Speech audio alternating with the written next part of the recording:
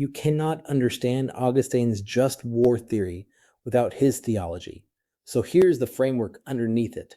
In his masterwork, The City of God, written as Rome itself was being sacked, Augustine divides all of history between two communities, the city of God and the city of man. These are not countries or institutions, they are two populations defined by what they love.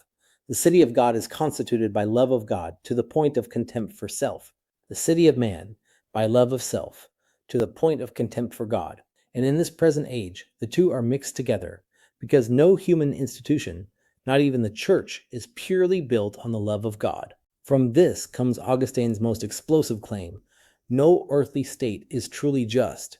True justice means rendering to each person and to God what is genuinely owed, and in a world of fallen people that is impossible. Every state is a compromise, part real moral achievement, part self-interest dressed up as principle. As he echoes it, remove justice, and what are kingdoms but gangs of criminals on a grand scale?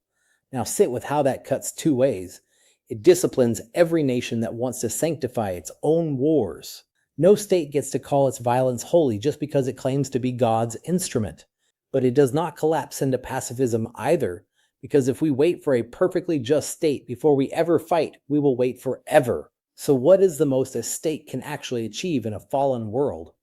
Augustine's answer is the hinge of everything: not justice, order, the tranquility of order, the peace that prevents violence and lets people live with some dignity. And here is the consequence that inverts the early Christian instinct.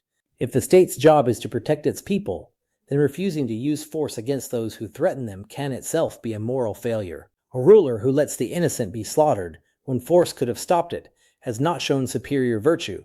He has abandoned his responsibility.